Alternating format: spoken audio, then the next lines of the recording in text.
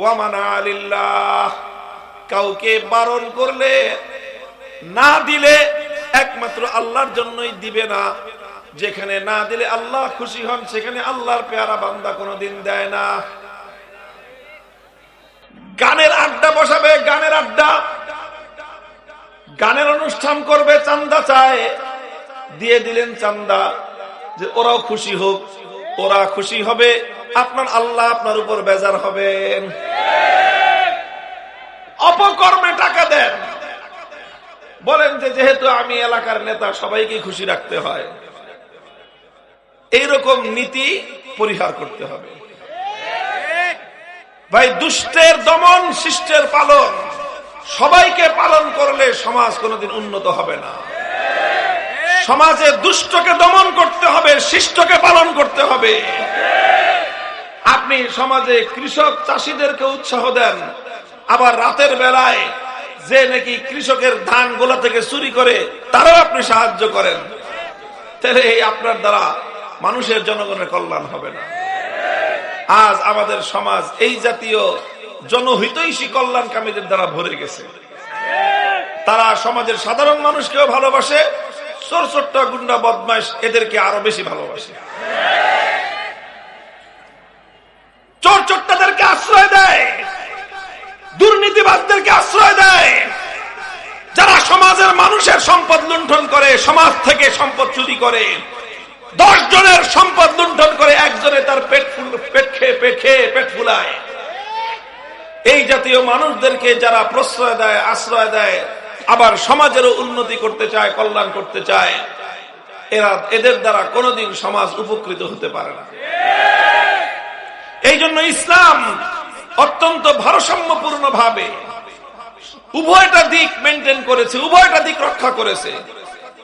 আল্লাহ রাসূল সাল্লাল্লাহু আলাইহি ওয়াসাল্লাম, নবীর সাহাবীদের বৈশিষ্ট্য আল্লাহর কোরআনে বলা হয়েছে সূরা ফাতহার মধ্যে, আশিদ্দাউ আলাল কুফফার রুহামাউ বাইনাহুম মুহাম্মাদুর রাসূলুল্লাহ ওয়াল্লাযীনা মাআহু আশিদ্দাউ আলাল কুফফার রুহামাউ বাইনাহুম।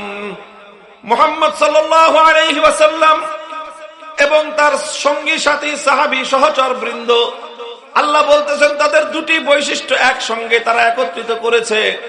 তারা আশিদ্দাউ আলাল কুফফার, যে বেঈমানের দল আল্লাহর জমিন থেকে আল্লাহর দ্বীনকে ভুলুণ্ঠিত করতে চায়, আল্লাহর জমিন থেকে আল্লাহর দ্বীনকে উৎখাত করতে চায়, তাদের ব্যাপারে আল্লাহর রাসূল এবং আল্লাহর নবীর সাহাবীগণ সবচেয়ে বজ্র এবং কঠোর।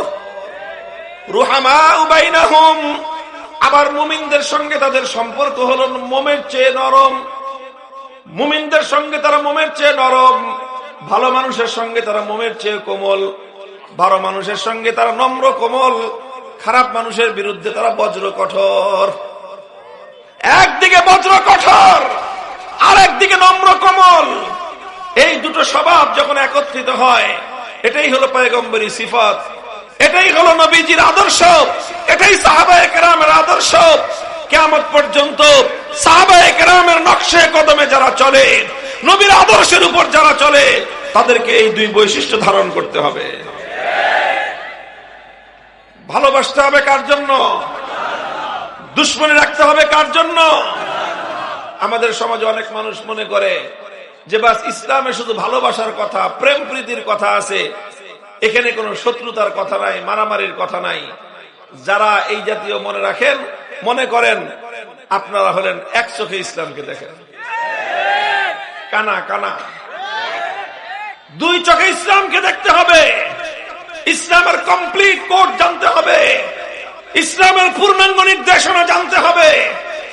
শুধুমাত্র মেডিকেল সার্জনের মতো মায়া করবেন, শুধু আপনি মলম লাগাবেন, পট্টি লাগাবেন, এটার দ্বারা চিকিৎসা হবে না। আপনাকে মলম লাগাতে হবে, অপারেশনও করতে হবে। শুধু অপারেশন করবেন, মলম দিবেন না, রোগী ভালো হবে না।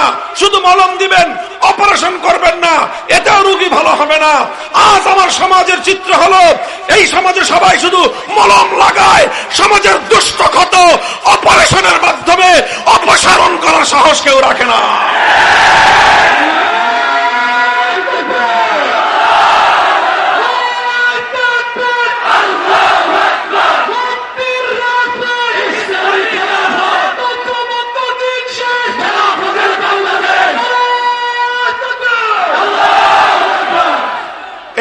আমরা একটা আহ্বান জানাই, সমাজকে আমরা বলি, হে আমার সমাজের মানুষ, তোমরা এবার একটু সাহস করো, একটু হিম্মত করো।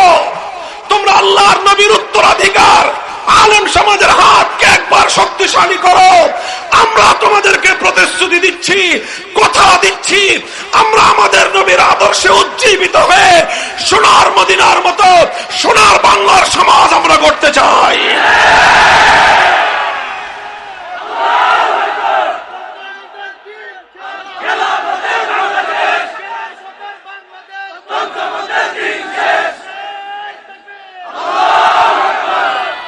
ভালোবাসা আল্লাহর জন্য, শত্রুতা আল্লাহর জন্য, যাকে দিব আল্লাহর জন্য, যাকে দিব না সেটাও আল্লাহর জন্য। বখিলি করে নয়, বখিলি করে নয়। আল্লাহ যেখানে দিতে নিষেধ করেছেন সেখানে দেওয়ার নাম দানশীলতা নয়, সেখানে দেওয়ার নাম গাদ্দারি। যেখানে আল্লাহ দিতে বলেছেন সেখানে না দেওয়ার নাম বখিলি। যেখানে আল্লাহ পাক দিতে নিষেধ করেছেন সেখানে দেওয়ার নাম হলো খোদার সঙ্গে বিশ্বাসঘাতকতা। আহাব্বা লিল্লাহ ওয়া আতা লিল্লাহ ওয়া মানা লিল্লাহ ফাকাদ ইসতাকমালাল ঈমান। আল্লাহর নবী বলেছেন, যেই ব্যক্তি চারটা কাজ আল্লাহর জন্য করতে পারবে একসাথে, মুহাব্বত করবে আল্লাহর জন্য, দুশমনি রাখবে আল্লাহর জন্য, কাউকে দিবে আল্লাহর জন্য, কাউকে না দিয়ে হাত গুটিয়ে রাখবে সেটাও আল্লাহর জন্য করবে, ফাকাদ ইসতাকমালাল ঈমান, ওই ব্যক্তি নিজের ঈমানকে পরিপূর্ণ করে নিল। মুহতারাম হাজিরিন, একটা কথা আমি আপনাদের সামনে এটা পেশ করলাম, এটা আমার ভূমিকা ছিল আলোচনার, এটা কথা প্রসঙ্গে আলোচনাটা চলে আসছে। আমি শুরুতে আপনাদের সম্মুখে একটা হাদিস পাঠ করেছি আল্লাহ রাসূল সাল্লাল্লাহু আলাইহি ওয়াসাল্লামের। সেই হাদিসের উপর সংক্ষিপ্ত কিছু কথা বলে আমি আমার আলোচনা সমাপ্তির দিকে নিয়ে যাব। নবী আকরাম সাল্লাল্লাহু আলাইহি ওয়াসাল্লাম ইরশাদ করেছেন, আব্দুল্লাহ ইবনে মাসউদ রাদিয়াল্লাহু তাআলা আনহুর বর্ণনা, লা ইয়াশবা'আল মুমিনু মিন খাইরিন হাত্তা ইয়াকুনা মুনতাহাহুল জান্নাহ।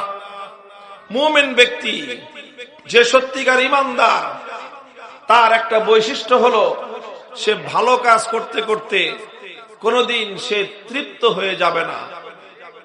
সে বলবে না, এমন মনোভাব তার মধ্যে হবে না যে যথেষ্ট হয়ে গেছে আর দরকার নাই।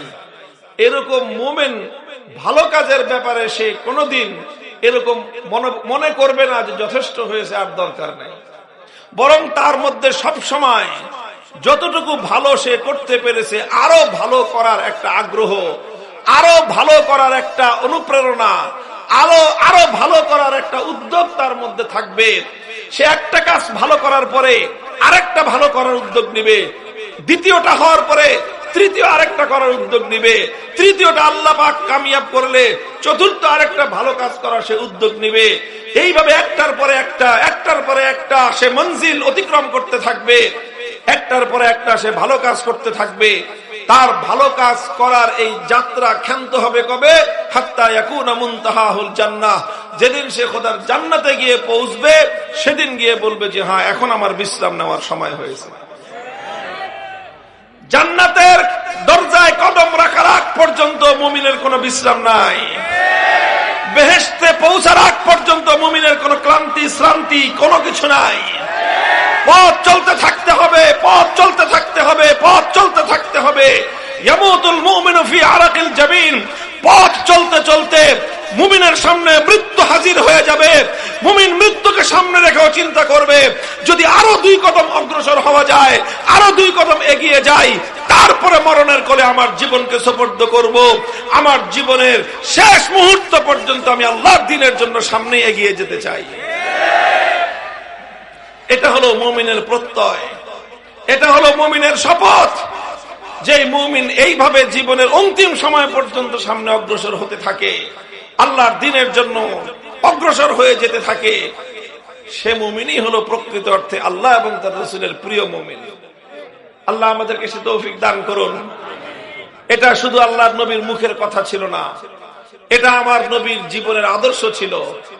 নবীর পুরা সিরাতুন নবী, আমার নবীর নবুয়তের 23 বছরের জীবন যদি আমরা পর্যালোচনা করি, আমরা দেখতে পাবো যে নবীজি একটার পর একটা ধাপ অতিক্রম করছেন, সামনে অগ্রসর হচ্ছেন, কোথাও গিয়ে তিনি থমকে দাঁড়ান নাই, কোথাও গিয়ে তিনি ক্লান্তি অনুভব করেন নাই, কোথাও গিয়ে তিনি অবসরের চিন্তা করেন নাই, বরং তিনি তার জীবনের অন্তিম সময় পর্যন্ত শুধু সামনে এগিয়ে গিয়েছেন।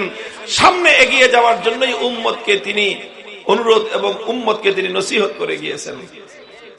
আপনারা দেখেন, আমার নবী যখন নবুয়ত লাভ করলেন, মক্কার পরিবেশ তখন সম্পূর্ণ প্রতিকূল।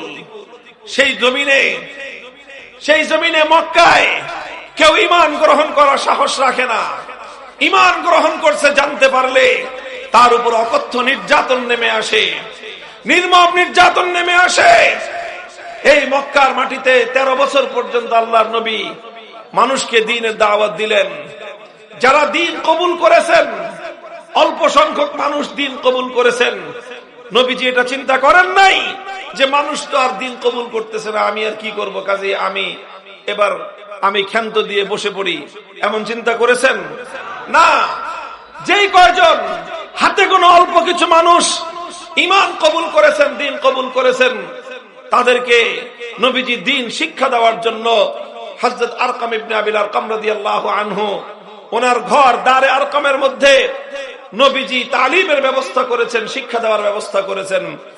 দিনের বেলায় যারা ঈমান কবুল করত, রাতের বেলায় তাদেরকে দ্বীন শেখাতেন। এইভাবে চলতে চলতে 13 বছর পর্যন্ত চলল। মক্কার বেঈমানের দল